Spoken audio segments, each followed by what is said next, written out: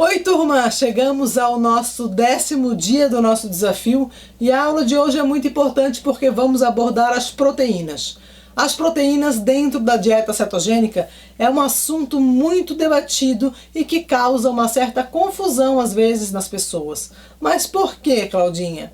A crença geral é que qualquer proteína consumida, além da nossa necessidade imediata, mesmo que seja uma quantidade pequena, será transformada em glicose por meio da gliconeogênese espontânea, o que nos tiraria de um certo modo, do estado de cetose. Infelizmente, como várias coisas do universo cetogênico, muitos estudos precisam ser feitos a respeito da gliconeogênese, nesse estilo alimentar, principalmente nos casos das mulheres, pois estou certa que nosso perfil hormonal desempenha um papel nesse processo, gente.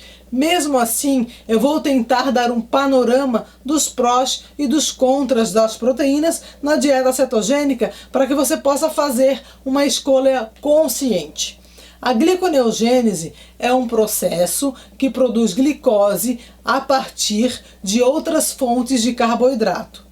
Quando estamos em cetose, o corpo utiliza acetonas como fonte principal de origem de energia, gente? Que gera a glicose necessária a partir das proteínas e gorduras obtidas pela alimentação.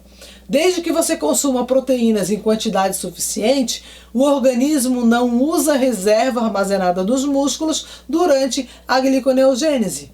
É, portanto, um problema potencial da dieta cetogênica padrão, que estimula o consumo moderado de proteína por saber que a gliconeogênese usa os macronutrientes ingeridos com alimentos para criar glicose. Muitas pessoas acreditam que quanto menos proteínas consumir, menos glicose será produzida. O caso, gente, é que comendo pouca proteína, você corre o risco da gliconeogênese utilizar o que está armazenado em seus músculos durante esse processo. Mas saiba que a gliconeogênese não é inimiga. Trata-se de um processo que existe em função da demanda e não da oferta. Quando precisamos de glicose extra, a gliconeogênese se expressa, gente, produzindo, provendo ao organismo uma pequena quantidade que é então fornecida para as regiões do corpo que só funcionam com ela, como as células vermelhas e algumas partes do corpo, algumas partes do cérebro.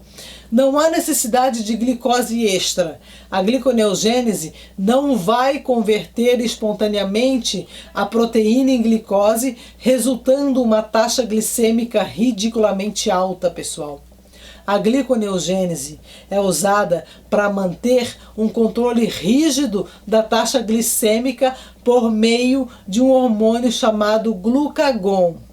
Se ele não disser aí, ei cara, a gente precisa de mais glicose por aqui, a gliconeogênese não começará a transportar proteína de forma aleatória.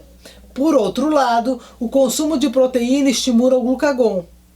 E é bem possível que a ingestão de substâncias em excesso incentive a gliconeogênese, o que dificulta a obtenção do estado de cetose.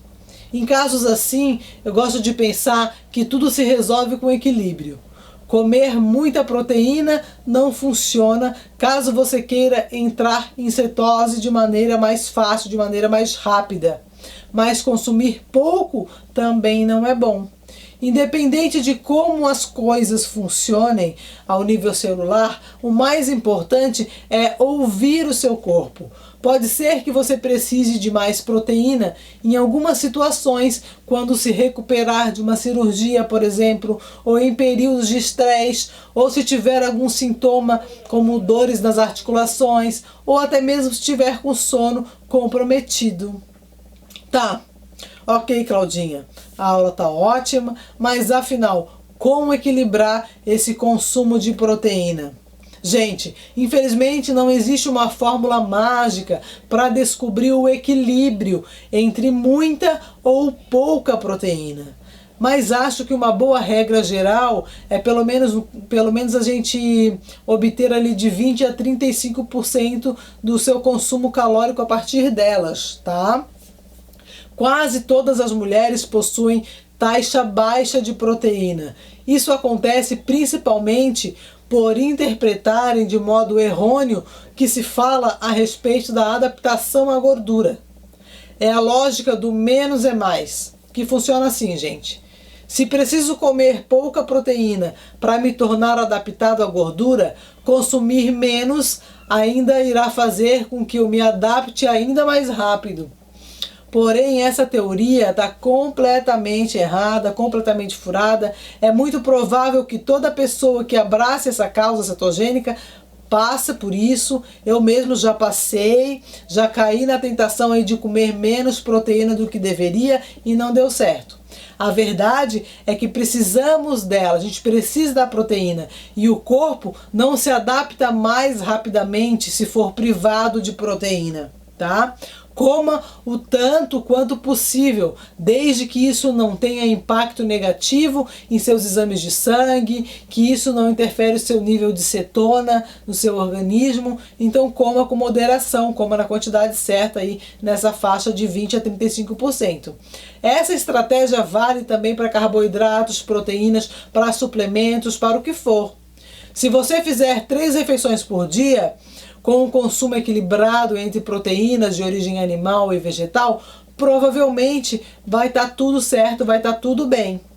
Turma, na aula de amanhã vamos dar início a um aprendizado mais aprofundado sobre o jejum intermitente. Uma boa combinação que eu gosto de chamar de dupla de ouro.